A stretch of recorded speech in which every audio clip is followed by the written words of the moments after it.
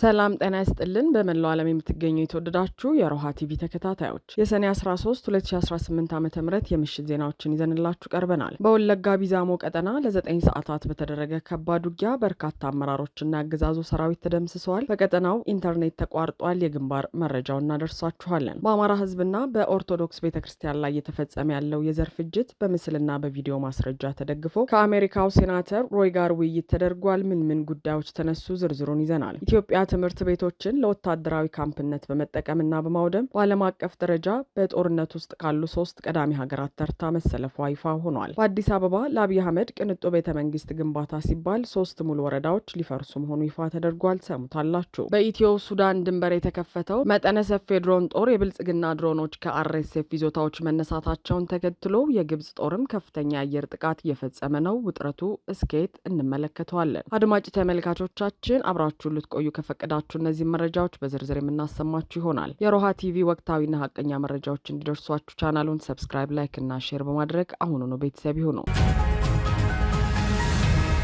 በወለጋ ቢዛሞ ቀጠና የአገዛዙ 2 ሬጅመንቶች ሙሉ በሙሉ በመደምሰስ ከ300 በላይ ወታደሮች ሲገደሉ 120 ክላሽና ከባድ መሳሪያዎች ተማረከ። የአማራ ሕዝብን የህልውና ጽናት ያረጋገጠና በወታደራዊ ስትራቴጂ ረገድ የሚሊተሪ ሚዛኑን ሙሉ በሙሉ የቀየረ አንጸባራቂ ድል በወለጋ ምድር ተመዝግቧል። የወለጋ ቀጠና አንሻ ሰይድ እዝ በኪረሙ ወረዳ ልዩ ቦታው ሾሆሮ መድኃኔዓለም ላይ በወሰደው የተቀናጀና መብረቃዊ የማጥቃት እርምጃ የገዢውን ወራሪ ኃይል አይቀጡ ቅጣት ቀጥቷል። ሰሞኑን የፋኖን ውጊያ ቋቋም ያቃተውና የሞራል ስብራት የገጠመው የአገዛዙ ኃይል ዓለም አቀፍ የጦርነት ህጎችን በደፈጠጠ መልኩ በሰላማዊው ማህበረሰብ ላይ ሞርተር፣ ዙ23 ከባድ መድፍ፣ የጦር ጀቶችንና የሰው አልባ ድሮኖችን በመጠቀም ንጹሐንን ሲጨፈጭፍና የህዝብ ንብረትን ሲዘርፍ የሰነበተ ቢሆንም በሾሆሮ መድኃኔዓለም ምድር ግን ታሪካዊ ውድቀት ደርሶበታል። ከጠዋቱ 2 ሰዓት ጀምሮ እስከ ምሽቱ 11 ሰዓት ድረስ ለ9 ተከታታይ ሰዓታት በተደረገው በዚህ ከባድ ውጊያ የአገዛዙ 3ኛው ሬጅመንት በፋኖ ኃይሎች ፍጹም የበላይነት ሙሉ በሙሉ ተደምስሶ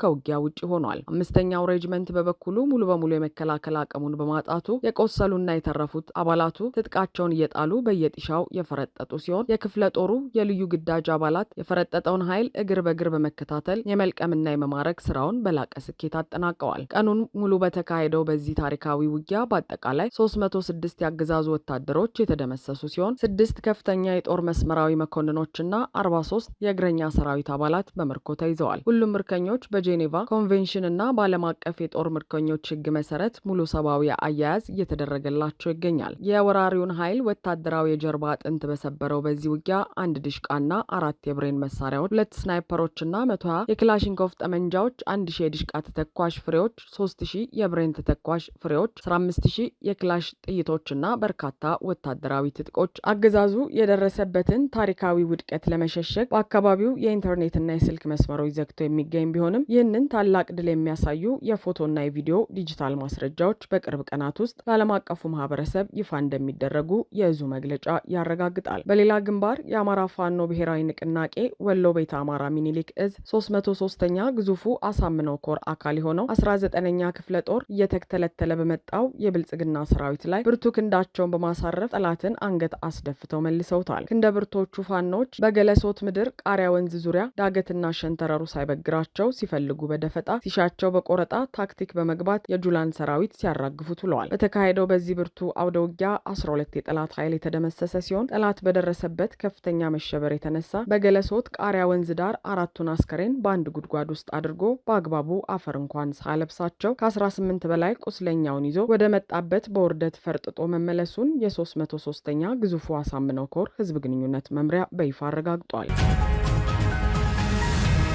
በአማራ ህዝብ ላይ እየተፈጸመ ያለው የዘር ማጥፋት ወንጀል ለአሜሪካው ሴናተር ሮ ዋይደን ጽህፈት ቤት በምስል ማስረጃ ተደግፎ ቀረበ። በኦሬገን የሚገኘው የአማራ ማህበርና የኦርቶዶክስ ቤተክርስቲያን ልዑካን ቡድን ከአሜሪካው ሴናተር ሮይ ዋይደን ጋር ወሳኝ ስብሰባ ያደረጉ ሲሆን አገዛዙ በአማራ ህዝብ ላይ እየፈጸመ ያለው የዘር ፍጅት በዝርዝር አስረድተዋል። የአማራ ማህበር በኦሬገን የስራ አመራርና የቦርድ አባላትን እንዲሁም የኢትዮጵያ ኦርቶዶክስ ተዋሕዶ ቤተክርስቲያንን የሚወክሉ 12 አባላትን ያካተተ ከፍተኛ ልዑክ በአማራ ህዝብ በመንግስትና በኢትዮጵያ ኦርቶዶክስ ተዋሕዶ ቤተክርስቲያን ላይ በብልጽግናው አገዛዝ እየደረሰ ያለውን መጠነ ሰፊ የዘር ማጥፋት ድርጊት ለህዝብ እንደራሴው ሴናተር ሮይ ዋይደን ጽህፈት ቤት ገለጻ አድርገዋል። በዚሁ ይፋዊ ስብሰባ ላይ በአማራ ህዝብ ላይ እየደረሰ ያለው የጅምላ ጭፍጨፋ፣ ግድያ፣ መፈናቀል፣ ከስራ መሰናበት፣ እገታ፣ ስደት እንዲሁም የጋዜጠኞች የሰብአዊ መብት ተሟጋቾችና ፖለቲከኞች ያለ ፍርድ ቤት ትዕዛዝ ቤት ለቤት እየታደኑ መታሰርን ያካተተ ሰፊ ሰነድ ቀርበዋል። ልዑኩ በማስረጃ አስደግፎ እንዳብራራው የመሰብሰብ ሀሳብን በነጻነት የማራመድና የመያዝ መብት በአገዛዙ በአስከፊ ሁኔታ እየተገደበ ሲሆን ይህንን ሰብአዊና ዲሞክራሲያዊ መብት በሀገሪቱ ህግ መሰረት ለመጠቀም የሚንቀሳቀሱ ዜጎች አማራ በመሆናቸው ብቻ ጥቃት እየደረሰባቸው ይገኛል። አረመኔው የብልጽግና መንግስት የአማራን ህዝብ ባህል፣ እምነትና ታሪክ ለማጥፋት ሆን ብሎ የጀመረው ዘመቻ በምስልና በቪዲዮ ማስረጃ ተደግፎ የቀረበ ሲሆን የባህል መገለጫዎች፣ ቤተ እምነቶችና ታሪካዊ ቅርሶች መውደማቸው፣ በተለይም የኦርቶዶክስ ቤተክርስቲያን ከ100 ዓመታት በላይ እድሜ ያላቸው ጥንታውያን አብያተ ክርስቲያናት ከእምነቱ ተከታዮች ጋር በአንድነት በአገዛዙ መቃጠላቸው ተገልጿል። ከመጋቢት 2015 ዓ.ም ጀምሮ አገዛዙ በአማራ ክልል ላይ ይፋዊ ጦርነት ካወጀበት ጊዜ አንስቶ ከ4 ሚሊዮን በላይ ተማሪዎች ከትምህርት ገበታቸው መከልከላቸው፣ ትምህርት ቤቶች በድሮንና በከባድ መሳሪያ ሙሉ በሙሉ መውደማቸው እንዲሁም ከውድመት የተረፉት ትምህርት ቤቶች በአሁኑ ወቅት በአገዛዙ ወታደሮች በካምፕነት እያገለገሉ መሆናቸው በስብሰባው ላይ ተብራርቷል። በተጨማሪም በክልሉ ያሉ የጤና ማዕከላት አገልግሎት እንዳይሰጡ መደረጉ፣ ህጻናት፣ እናቶችና አረጋውያን መታከም አቅቷቸው በሕክምናና በመድኃኒት እጥረት በርካቶች ለሞት እየተዳረጉ መሆኑን ልዑኩ አጋልጧል። ይህንን ማለቂያ የሌለው አሰቃቂ የዘር ማጥፋት ድርጊት ለማስቆም የአሜሪካ የህዝብ እንደራሴዎች ጫና በማድረግ የበኩላቸውን ኃላፊነት እንዲወጡ ልዑኩ ጥሪ ያቀረበ ሲሆን በተለይም የሚከተሉት 3 ዋና ዋና ጥያቄዎች በጽኑ ተጠይቀዋል። በአሜሪካ የህዝብ ተወካዮች ምክር ቤት የቀረበው ሃውስ ሪዞሉሽን 937 በአስቸኳይ እንዲጸድቅና እንዲተገበር ድጋፍ እንዲደረግ፣ በአማራ ህዝብና በኦርቶዶክስ ቤተክርስቲያን ላይ እየተፈጸመ ያለውን የዘር ማጥፋት ወንጀል የሚያጣራ ዓለም አቀፍ ገለልተኛ አጣሪ ኮሚሽን እንዲቋቋም ግፊት እንዲደረግ፣ የአሜሪካ መንግስትም ሆነ ሌሎች ዓለም አቀፍ አበዳሪ አካላት ለኢትዮጵያ መንግስት የሚያደርጉትን የገንዘብና የዲፕሎማሲ ድጋፍ እንዲያቆሙ እንዲሁም ለዚህ ጭፍጨፋ በስተጀርባ ሆነው የገንዘብና የመሳሪያ ድጋፍ የሚያደርጉትን እንደ የተባበሩት አረብ ኤምሬትስ፣ ቱርክና ኢራን ያሉ ሀገራት እጃቸውን እንዲሰበስቡ ጫና እንዲደረግ በጥብቅ ተጠይቋል። የሴናተር ሮይ ዋይደን ጽህፈት ቤት ኃላፊዎች ወይዘሮ ኤልዛቤት ቱርነርና ወይዘሮ ግሬስ ስራቶን በበኩላቸው በገለጻው ላይ በኢትዮጵያ በአማራና በኦርቶዶክስ ተዋሕዶ ቤተክርስቲያን ላይ በመንግስት እየተፈጸመ ያለውን አሰቃቂ ድርጊት በጥልቀት መረዳታቸውን ገልጸው ጽህፈት ቤታቸው ጉዳዩን በሚስጥርና በጥንቃቄ መርምሮ በምን መንገድ እገዛ እንደሚያደርግ በቅርቡ እንደሚያሳውቅ ቃል ገብተዋል። በተጨማሪም የአማራ ማህበር ድምፁን ማሰማት እንዲችል በኦሪገን ግዛት በሚደረጉ ፖለቲካዊ እንቅስቃሴዎች ውስጥ በይፋ እንዲወከል እንደሚያደርጉ አረጋግጠዋል። አገዛዙ በአማራ ክልል ትምህርት ቤቶችን ካምፕ በማድረግና በማውደም 3 ጦርነት ከሚያስተናግዱት ሀገራት ተርታ መመደቡን ዓለም አቀፉ ተቋም አስታወቀ። ኒውዮርክን ማዕከል ያደረገውና ከአምነስቲ ኢንተርናሽናል፣ ሁማን ራይትስ ዎች እንዲሁም ከዩኒሴፍ ጋር በቅርበት የሚሰራው GCPEA የተሰኘው ታዋቂ ዓለም አቀፍ ጥምረት በ2026 ይፋ ባደረገው ዋና ሪፖርቱ በትምህርት ተቋማት ላይ ከፍተኛ ጥቃትና ውድመት ከሚደርስባቸው የዓለማችን ሀገራት መካከል ኢትዮጵያን ከሄይቲ፣ ፍልስጤም፣ ዩክሬን እና ዴሞክራቲክ ሪፐብሊክ ኮንጎ ጋር በቀዳሚነት መድቧታል። በዋናነት አሜሪካን ማዕከል ካደረገው ታይድስ ፋውንዴሽን የገንዘብ ድጋፍ የሚያገኘው የዓለም አቀፍ ተቋም ባወጣው አስደንጋጭ ሰነድ መሰረት ኢትዮጵያ የትምህርት ቤቶችና የዩኒቨርሲቲዎች ወታደራዊ አጠቃቀም ከ100 በላይ ሪፖርት ከተደረገባቸው በዓለማችን ካሉ 3 ግንባር ቀደም ሀገራት ተርታ ተሰልፋለች። ሪፖርቱ ከጃንዋሪ 2024 እስከ ዲሴምበር 2025 ባለው ጊዜ ውስጥ በዓለም ዙሪያ በትምህርት ተቋማት ላይ ከ8500 በላይ ጥቃቶች መድረሳቸውንና የ40 በመቶ ጭማሪ ማሳየቱን የጠቀሰ ሲሆን በዚህም ሳቢያ ቢያንስ 10600 ተማሪዎችና መምህራን መጎዳታቸውን አረጋግጧል። በዓለም አቀፍ ደረጃ ትምህርት ቤቶችንና ዩኒቨርሲቲዎችን ለወታደራዊ አገልግሎት የማዋል ተግባር በእጥፍ ጨምሮ ከ1900 በላይ ጉዳቶች የተመዘገቡ ሲሆን ለዚህ ዓለም አቀፋዊ ቁጥር ማደግ በኢትዮጵያ በተለይም በአማራ ክልል ትምህርት ቤቶችን ለአገዛዙ ጦር ወታደራዊ አገልግሎትና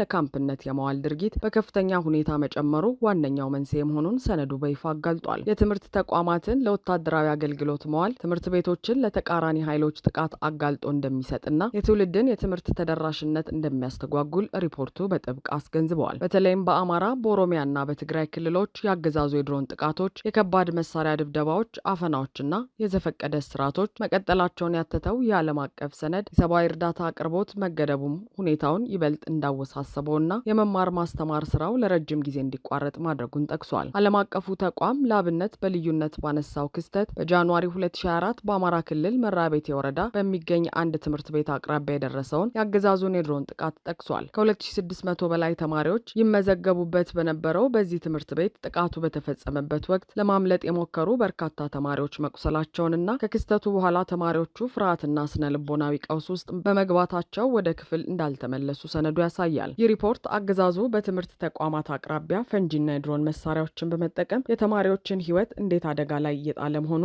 ለዓለም ያሳየ ታላቅ የክስ ሰነድ ሆኖ ተመዝግቧል።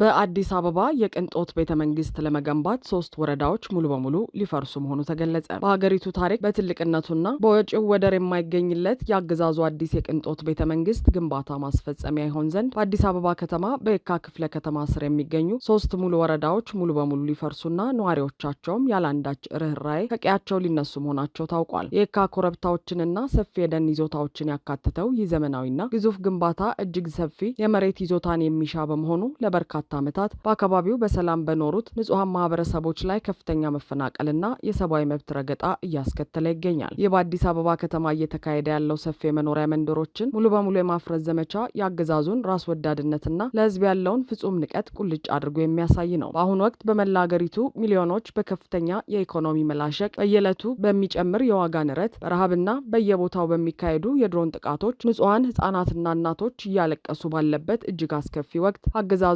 የህዝብን የጋራ ሀብትና ንብረት ለቢሊዮን ዶላሮች የቅንጦት ማማ ማባከኑ ፍጹም አምባገነንነቱን ያጋለጠ ሆኗል። ህዝብ መሰረታዊ የዕለት ጉርስ አጥቶ ባለበት አገር ላይ የድሃውን ዜጋ ቤት አፍርሶ በደምና በእንባ ላይ ቤተ መንግስት ለመቀልነስ መነሳት የመንግስታዊ ሽብርተኝነት ሌላኛው ገጽታ ነው ሲሉ ብዙዎች ይተቻሉ። እነዚህ 3 ወረዳዎች ሙሉ በሙሉ በሚፈርሱበት ወቅት በሺዎች የሚቆጠሩ የመኖሪያ ቤቶች፣ ትውልድ የተገነባባቸው የንግድ ድርጅቶችና የህዝብ መገልገያዎች ሙሉ በሙሉ ከምድረ ገጽ የሚጠፉ በመሆኑ በአሁኑ ወቅት በአካባቢው ነዋሪዎች ዘንድ ከፍተኛ ስጋት፣ ጭንቀትና ለመረጋጋት ሰፍኗል። በርካታ አባወራዎችና ማወራዎች ለትውልድ ከኖሩበት ከወለዱበትና ከተላመዱት ማህበራዊና ሃይማኖታዊ መዋቅር በአንድ ጀንበር መነቀላቸው የሚያስከትለውን ስነ ልቦናዊና ኢኮኖሚያዊ ጫና በምሬት እየገለጹ ይገኛሉ። በተለይም በአሁኑ ወቅት በከተማዋ በተከሰተው እጅግ አስከፊ የኑሮ ውድነት፣ የማክሮ ኢኮኖሚ መዛባትና የቤት ኪራይ በየቀኑ በከፍተኛ ደረጃ መናር ሳቢያ እነዚህ የልማት ተነሽ የተባሉ ንጹሃን ዜጎች አዲስ ህይወት ለመጀመር የሚከፍሉት ዋጋ እጅግ ከባድ መሆኑ ነዋሪዎችን